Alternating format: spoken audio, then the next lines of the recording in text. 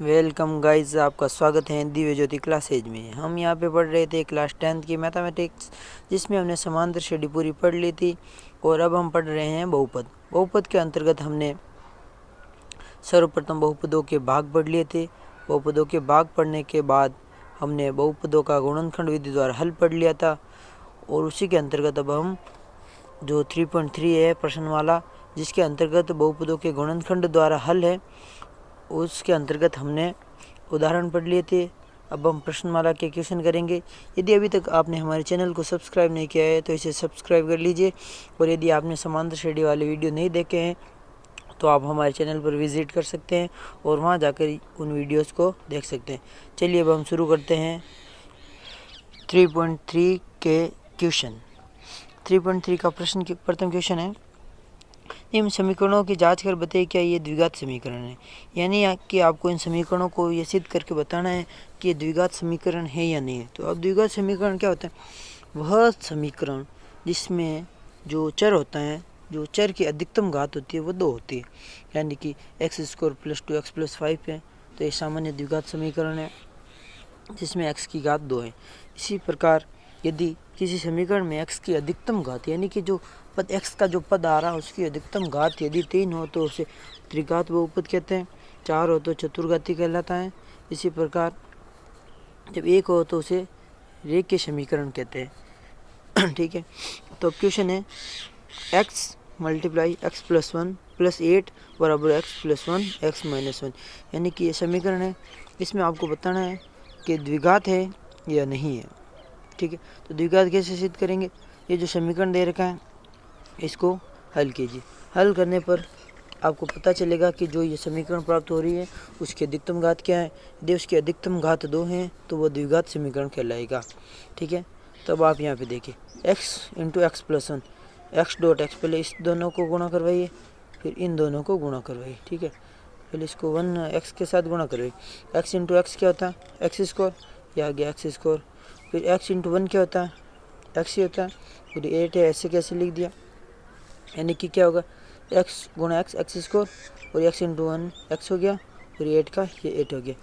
अब आपको यहाँ पे देखना है कि x + 2 x - 2 क्या होता है। तो आप सामान्य फॉर्मूला जानते होंगे, x + 2 और x - 2 यानी कि a + b a - b, ऐसा कोई फॉर्मूला होता है।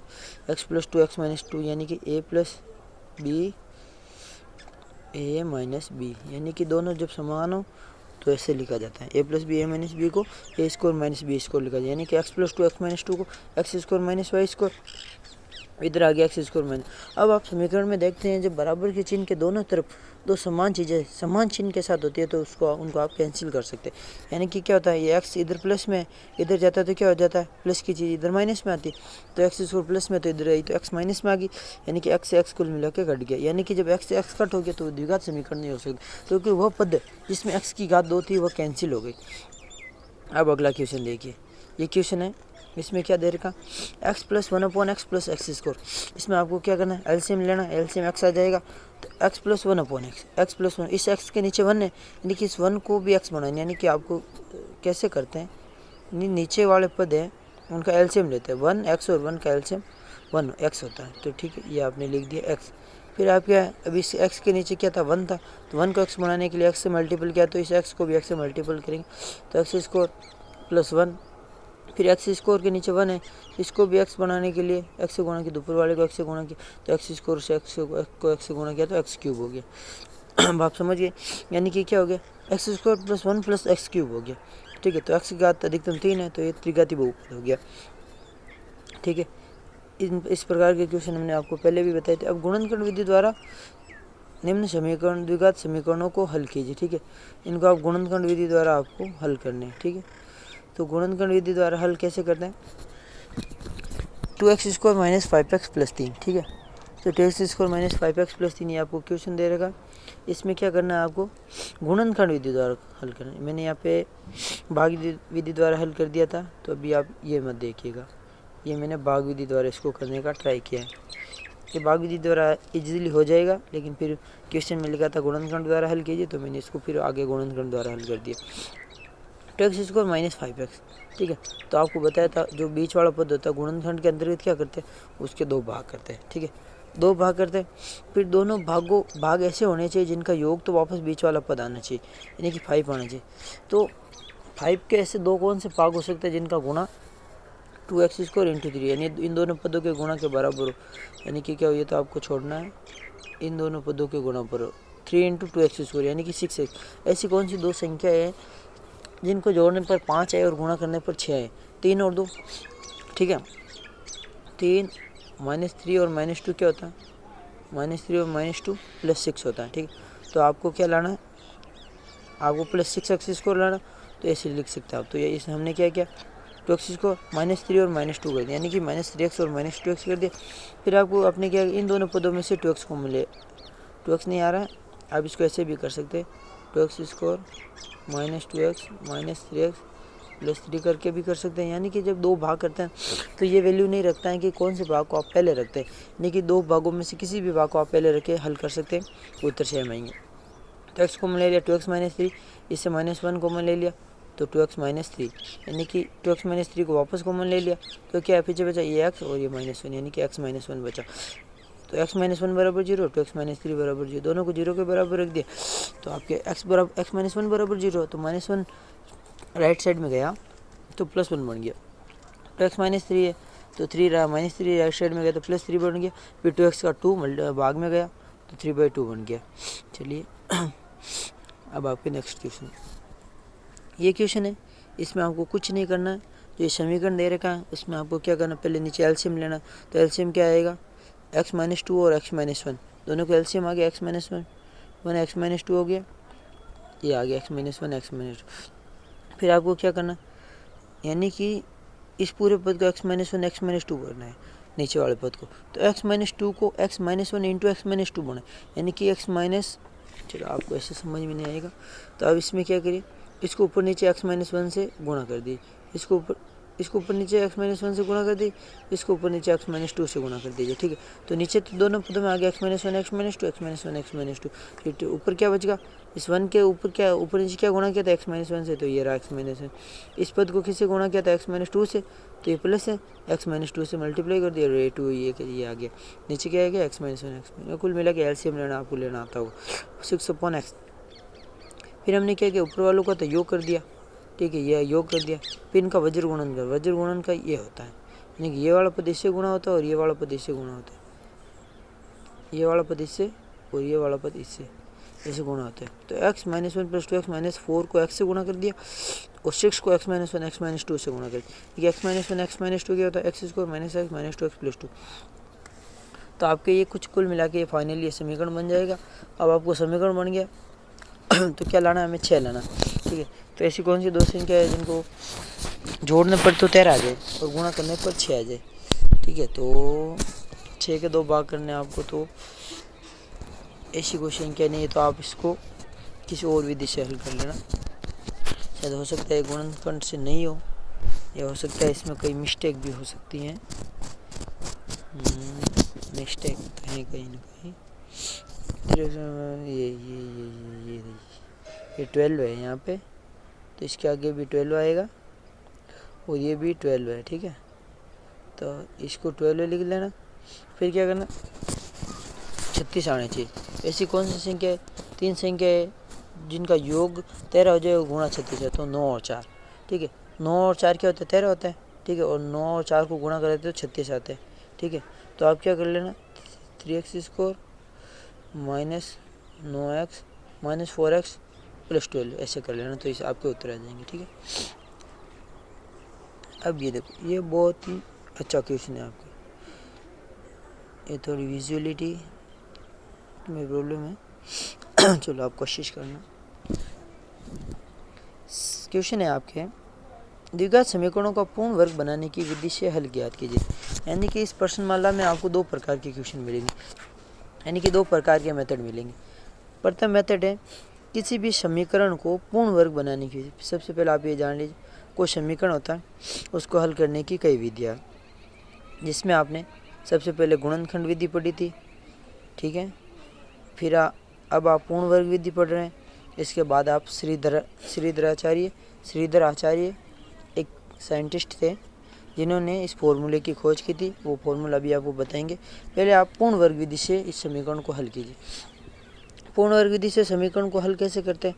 जो आपको x के जो पद हैं, ठीक है, उन x वाले पदों को मिलाकर एक पूर्ण वर्ग बनाना है, यानी कि x के प्लस में कुछ होगा और एक पूर्ण वर्ग बनेगा।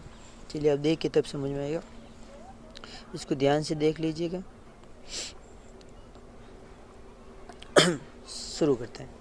2x² minus 7x plus 3। सबसे पहले पूर्ण वर्ग बनाने के लिए आपको एक बात याद, कुछ बातें याद रखनी है। सबसे पहले जो x² के मल्टीपल में है वो 1 होना चाहिए, यानी कि x² के जो मल्टीपल में है उस संख्या का पूरे समीकरण में भाग दे दीजिए। यहाँ पे 2x² यानी कि x² मल्टीपल में 2 है, तो पूरे समीकरण में 2 का भाग दे दिया, ठीक है। यानी 2x² upon 2 minus 7x upon 2 plus 3 upon 2, ठीक है। तो 2 से ये 2 कैंसिल हो गया, 7/2 हो गया, यानी कि x² माइनस 7/2x प्लस 3/2 ये आ गया। अब आपको क्या करना है, x² आप फॉर्मूला जानते हो, पूर्ण वर्ग बनाना, यानी कि a प्लस बी का स्क्वायर का रूप लाना है आपको। तो a प्लस बी का स्क्वायर क्या होता है, a² प्लस 2ab, ठीक है। तो ये a² की जगह तो x² है प्लस 2ab, यानी कि देखो ये a तो ये आ रहा है, आपको 2 अलग करना है इसे, ठीक है। 2 अलग करने के लिए क्या करिए, आपने यहाँ पे ऊपर नीचे 2 से मल्टीप्लाई कर दिया। जब 2 से मल्टीप्लाई किया तो ये आ गया, 2 अलग आ गया, ठीक है। फिर ये मल्टीपल का चिन्ह लग गया, और ये 7/2 था, तो ऊपर नीचे 2 से मल्टीप्लाई, ये 7/4 हो गया, ठीक है। 2 × 7/4 × x² माइनस 2ab का फॉर्म बना दिया आपने। अब क्या करना, जो x² तो है माइनस 2ab आ गया, ठीक है। तो a की जगह तो ये x है और b की जगह क्या 7/4। तो अब आपको फॉर्मूला क्या होता है, x² minus 2ab a² minus 2ab plus b², ठीक है। तो आपको b² लाना है, तो b क्या है 7/4, आपको b² की ज़रूरत है, तो 7/4 का स्क्वायर दोनों तरफ योग कर दीजिए। यानी कि आप इसको ऐसे भी समझ सकते हैं, यानी कि जो 2x है, 2x के जो मल्टीपल में है उसका आपको दोनों तरफ योग करना है। 2x के मल्टीपल में क्या था 7/4, तो 2x के मल्टीपल में जो है उसके वर्ग का दोनों तरफ योग करना है। वर्ग का योग क्या करना है, क्यों करना है, क्योंकि a² minus 2ab plus b² होता है, तो आपको b² की ज़रूरत है। तो और b क्या है 7/4 है, तो दोनों तरफ आपने योग कर दिया। 7/4 का स्क्वायर क्या होता है 49/16, तो आपने दोनों तरफ कर दिया। तो अब देखो, अब आपकी ये चीज़ आ गई, x² minus 2ab plus b², यानी b क्या है 7/4 का स्क्वायर हो गया, ये इस पर b है 7/4, यानी कि ये फॉर्मूला बन गया x माइनस 7/4 का स्क्वायर, ठीक है। और इधर भी क्या आ गया 49/16, ठीक है। अब क्या था 49/16 तो यहाँ था, और ये 3/2 ये एक्स्ट्रा था, तो 3/2 को आपने इधर भेज दिया, तो ये माइनस में आ गया। x माइनस 7/4 का स्क्वायर यहाँ आ गया, और यहाँ पे क्या आएगा, आपको एलसीएम लेना, तो 16 और 2 का एलसीएम होता है 16, ठीक है। तो 16 है, तो ये तो 49 ही रहेगा ऊपर, अब 2 है, तो इन 2 का एलसीएम लिया 16, ठीक है। तो 2 को 16 बनाने के लिए आपने 8 से मल्टीप्लाई किया, तो ऊपर भी 8 से, आप इसको ऐसे नहीं समझ सकते, तो ऊपर भी 8 से मल्टीप्लाई किया, नीचे भी 8 से मल्टीप्लाई किया, ठीक है। तो 49/16 माइनस 8 को 3 से मल्टीप्लाई किया 24/16, ठीक है। अब नीचे सेम चीज़ आ गई, तो इसको आप अलग ले सकते हैं, यानी कि कॉमन लिख सकते हैं। तो ऊपर क्या बचा 49/24/16,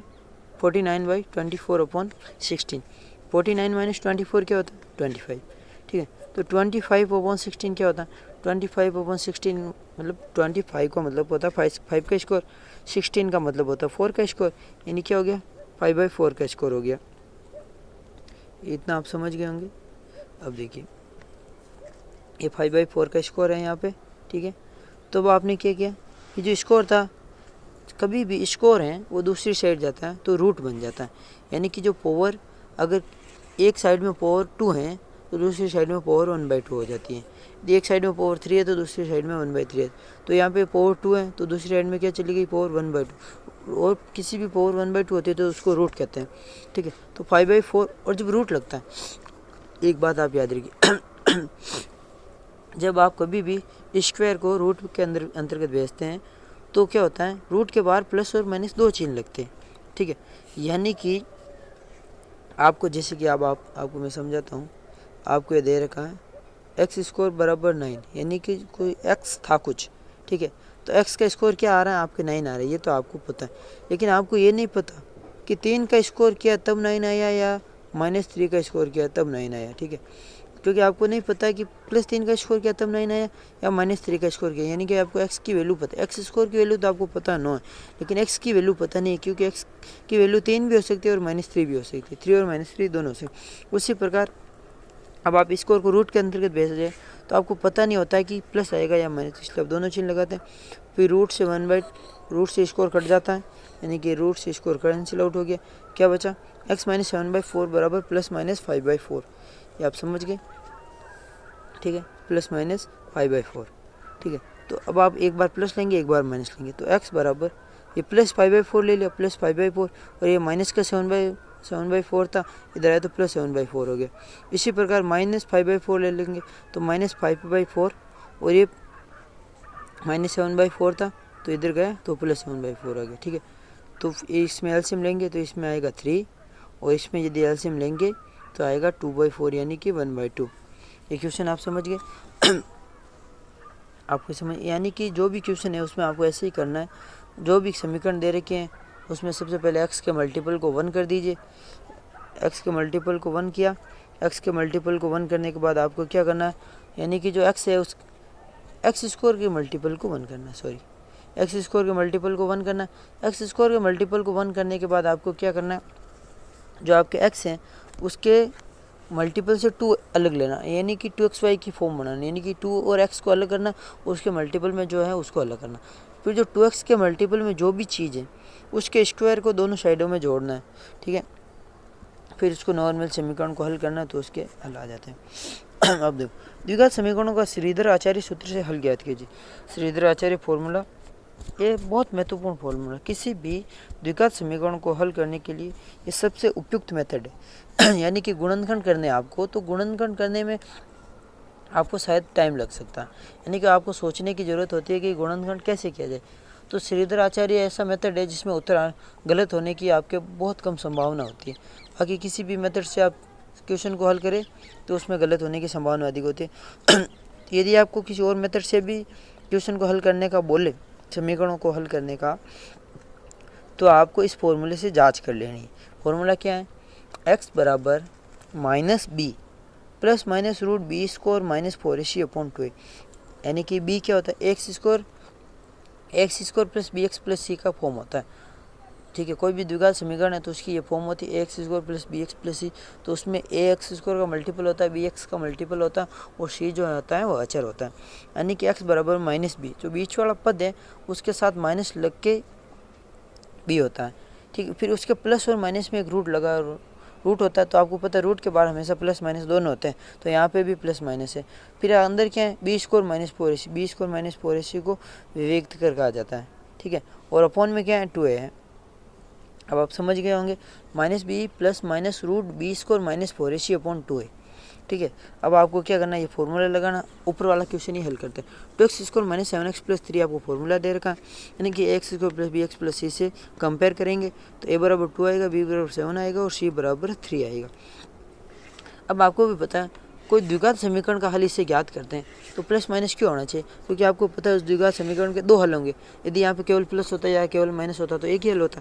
और आपको ये याद रखना है b के बाहर एक माइनस है, ठीक है। और रूट में b स्क्वायर -4ac है, और टोटल के नीचे यानी कि पूरे के नीचे यहाँ अपॉन में 2a है, तो ये लिख दिया माइनस b की जगह -7 प्लस माइनस √b स्क्वायर यानी कि -7 का स्क्वायर -4a का 2 c का 3, यानी कि 7 प्लस माइनस 7 का स्क्वायर 49 माइनस 4 इंटू 2 8 इंटू 2 24, ये लिख दिया आपने 24। फिर क्या है? 49 माइनस 24 क्या होता है? 25, ठीक है। और 25 का जब आप रूट लेते हैं तो क्या होता है? 25 का रूट होता है 5, ठीक है। तो आपने यहाँ पे लिख दिया 7 प्लस माइनस इस वाली चीज़ का हल आ गया 5/4। अब आपको क्या करना है? एक बार प्लस लेके इसको हल करना है, एक बार माइनस लेके इसको हल करना, यानी कि जब आप इसको प्लस लेके हल करेंगे तो क्या आएगा? 7 प्लस 5/4 यानी कि 12/4 यानी कि 3 आएगा। जब आप माइनस लेके हल करेंगे तो 7 माइनस 5/4, 7 माइनस 5 क्या होता है? 2 होता है, यानी कि 2/4 यानी कि 1/2। अब आपसे देखो श्रीधर आचार्य से क्या आ रहा है? 3 और 1/2। और जब आपने ऊपर किया था पूर्ण वर्ग मेथड से तो उसमें भी क्या आ रहा था? 3 और 1/2, यानी कि पूर्ण वर्ग जो मेथड है वो सबसे इजी मेथड है, उसमें क्वेश्चन गलत नहीं होता है, तो आपको इस फॉर्मूले को याद करना है। ठीक है, अब आपके अगला है ये 3 क्वेश्चन हल करने हैं हम।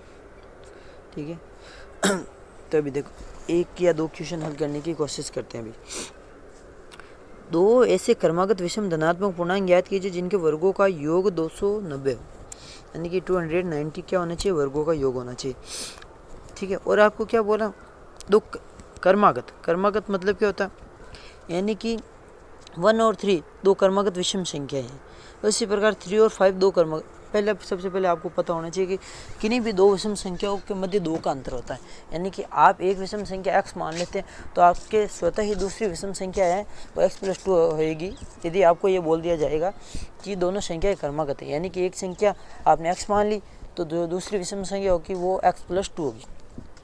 तो हमने यही माना 2 क्रमागत जो विषम संख्या है x और x+। फिर आपको दूसरी बात क्या हो रहा है, जो संख्या आ रही है वो धनात्मक होनी चाहिए। ठीक है, तो आपके क्या होगा, एक संख्या धनात्मक आएगी तो स्वतः दूसरी संख्या ऋणात्मक आएगी। ठीक है, तो एक संख्या धनात्मक आएगी और दूसरी संख्या ऋणात्मक है, लेकिन आपको क्या बोला, दोनों के वर्गों का योग, यानी यदि आप धनात्मक संख्या का वर्ग करें चाहे ऋणात्मक संख्या का वर्ग करें वो एक ही आता है। यानी कि यदि आपके x की वैल्यू कहीं भी ऋणात्मक प्राप्त हो जाए तो आपको ये मान लेना है कि वर्गों का योग पूछ रहा है, यानी कि वो धनात्मक होती तो भी उसके वर्ग का योग वही होता। तो इस प्रकार आप वो संख्या याद करेंगे। अब देखो आप 2 धनात्मक विषम पूर्णांक क्या, x और x+2। तो आपको क्या करना, x और x+2 का स्क्वायर करना, क्योंकि आपको बोल क्या रहा है, 2 धनात्मक संख्याओं का वर्ग है। ठीक है, तो 2 धनात्मक संख्या जो क्या है विषम है और वो भी क्या है क्रमागत विषम, यानी कि क्रमागत विषम क्या होगी, एक x होगी तो दूसरी x+2, यानी कि आपको ये करना है कि x और x+2 का वर्ग करना। ठीक है, तो x का स्कोर प्लस x+2 का स्कोर और दोनों के वर्गों का योग आपको 290 दे रखा है। यानी कि इसमें क्या करना, भाषा के रूप में यदि कोई भी क्वेश्चन दे रखा हो आपको तो सबसे पहले उस भाषा से एक समीकरण बनाना है, उस समीकरण के बनने के बाद उस समीकरण को हल करना जो आपके x की वैल्यू प्राप्त हो जाएगी। तो x स्कोर और x+2 का स्कोर, x स्कोर तो ये है ही है। ठीक है, फिर आगे क्या हो गया, x+2 का स्कोर मतलब x स्कोर प्लस 2ab, यानी कि 2 है x है और b की वैल्यू 2 है, यानी कि 4x होगी, ये 4 होगी। फिर b मतलब 2 की स्कोर क्या होगा 4 हो गया और बराबर में 290 दे रखा।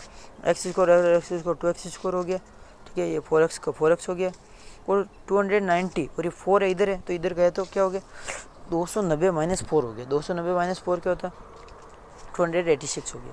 ठीक है, अब आपको क्या करना है, पूरे समीकरण में 2 का भाग दे दो, क्योंकि आपको दिख रहा है कि सब में 2 कॉमन आ रहा है। ठीक है, तो x स्क्वायर में से 2 कॉमन लिया, 4x में से 2 कॉमन लिया तो 2 आ गया और जो कॉमन आया उसको चीज़ को यहाँ भेज दिया, भाग में भेज दिया। ठीक है, तो ये आ गया अपॉन में 2 और 286 होता है उसका, उसमें जब 2 का भाग देता है तो 143 होता है। यानी कि दोस्तों आपको भाग सीधा कैसे देना, 28 का आधा 14, 6 का आधा 3, 28 का आधा 14, 6 का आधा 3, ये हो गया। यानी कि x square plus 2x, x square plus 2x और इधर क्या दे रखा 143। ठीक है, ये हो गया। अब आपको क्या करना है, x square plus 2x plus 1, यानी कि आपको क्या करना है, इधर वाली चीज़ को पूर्ण वर्ग बना लो। आप कैसे भी कर सकते हैं, चाहे पूर्ण वर्ग आपको लगना चाहिए कि कौन सा मेथड इजीली हो रहा है यहाँ पे। इस क्वेश्चन में आप इस समीकरण को श्रीधराचार्य से भी हल कर सकते थे, भाग भी वो क्या बोल रहे हैं पूर्ण वर्ग विधि से भी हल कर सकते हैं और गुणनखंड विधि से भी हल कर सकते। तो एक्स स्क्वायर प्लस 2x, यानी कि 2x का मल्टीपल क्या है यहाँ पे 1 है, तो 1 का स्कोर दोनों साइड में जोड़ दिया तो 1 जोड़ दिया, 143 प्लस 1 144 हो गया। तो x square plus 2x plus 1 मतलब क्या हो गया x प्लस 1 का स्क्वायर हो गया। अब आप देखिए x प्लस 1 का स्क्वायर है बराबर 143 है, 144 है और 144 बराबर क्या होता है 12 का स्क्वायर होता है। तो हमने लिख दिया x प्लस 1 का स्कोर बराबर 12 का स्कोर। तो x प्लस 1 बराबर क्या होगा प्लस माइनस 12। अब x को प्लस 12 को प्लस लीजिए तो x बराबर 12 माइनस 1 तो x बराबर 11। x प्लस 1 बराबर माइनस 12 लीजिए तो x बराबर क्या हो गया माइनस 13। लेकिन आपको क्या बोल रखा दोनों पूर्णांक है वो धनात्मक है और क्रमागत विषम संख्या है। तो आपको ये सोचना है कि जब एक x की वैल्यू ये देखिए आपके एक क्या आ रहा है x क्या आ रहा है माइनस 13 आ रहा है। ठीक है, तो अब आप देखिए आपको क्या बोल रहा है कि दोनों पूर्णांक धनात्मक होने चाहिए। ठीक है, जब आपको धनात्मक लेने हैं तो माइनस 13 का लेने का तो क्वेश्चन ही नहीं है, तो आपको क्या लेना माइनस 11 लेना। जब x बराबर माइनस 11 आ गया तो x+2 क्या आ जाएगा, आपको दो ही तो धनात्मक विषम पूर्णांक ज्ञात, यानी एक संख्या आपको 11 प्राप्त हो गई तो दूसरी संख्या स्वतः ही 13 हो जाएगी। ठीक है, अब आप समझ गए होंगे, ये हो गई 13। अब क्वेश्चन संख्या 2। ठीक, 2 क्या बोल, दो संख्याओं के वर्गों का अंतर 45 है, छोटी संख्या का वर्ग बड़ी संख्या का 4 गुना है, तो दोनों संख्या ज्ञात कीजिए। आपके 25 मिनट हो गए। दो संख्याओं के वर्गों का अंतर 45 है, आपको दो संख्याएं मानी है x और y, आप ये मान लीजिए x छोटी संख्या है और y बड़ी संख्या है। ठीक है, तो बड़ी संख्या में छोटी संख्या जाती है तभी कुछ धनात्मक बचता है। दो संख्याओं के वर्गों का अंतर 45 है, तो आपने ये मान लिया है कि जो दोनों संख्या हैं वो x हैं और एक y है। दोनों संख्याओं के वर्गों का अंतर यानी कि छोटी संख्या का वर्ग बड़ी संख्या का 4 गुना है, और एक ये बात है कि दोनों संख्याओं के वर्गों का अंतर 45 है। तो वर्गों का अंतर 45 मतलब y square minus x square बराबर 45। ठीक है, तो y square minus x square बराबर 45, ये आपके समीकरण 1 इस पद से बन गई। छोटी संख्या का वर्ग x का वर्ग यानी कि एक्स स्क्वायर बड़ी संख्या का 4 गुना है, बड़ी संख्या y का 4 गुना 4y, यानी कि छोटी संख्या का वर्ग x का वर्ग एक्स स्क्वायर बराबर बड़ी संख्या के वर्ग का 4 गुना यानी कि y का 4 गुना यानी कि 4y है। तो y स्क्वायर एक्स स्क्वायर बराबर 4y हो गया आपके। अब आपको क्या करना है, इक्वेशन 2 को इक्वेशन 1 के अंदर रख देना। ठीक है, इक्वेशन 1 और इक्वेशन 2 यानी कि आपका एक्स स्क्वायर की वैल्यू इक्वेशन 2 से लेके इक्वेशन 1 के अंदर रख देनी है, यानी कि y square minus x square की value 4y, y square minus 4y बराबर 45, ये हो गया y स्क्वायर माइनस 4y बराबर 45। तो y square minus 4y minus 45 is equal to 0, y square minus 4y minus 45 is equal to 0। ये आप क्या आगे, अब आपको लगाना है यहाँ पे श्रीधराचार्य मेथड। इस समीकरण की तुलना कीजिए ए एक्स स्क्वायर या A y square plus B y plus C से। जब आप कंपेयर करेंगे तो ए बराबर 1 आएगा, बी बराबर -4 आएगा और सी बराबर 45 आएगा। ये आप समझ गए होंगे। ठीक है, तब आपको क्या करना, ए 1 है, बी -4 है, सी -45 है, तो आपको क्या करना, वाई बराबर माइनस, एक बार बोलिए, minus B plus minus root B square minus 4ac upon 2 है।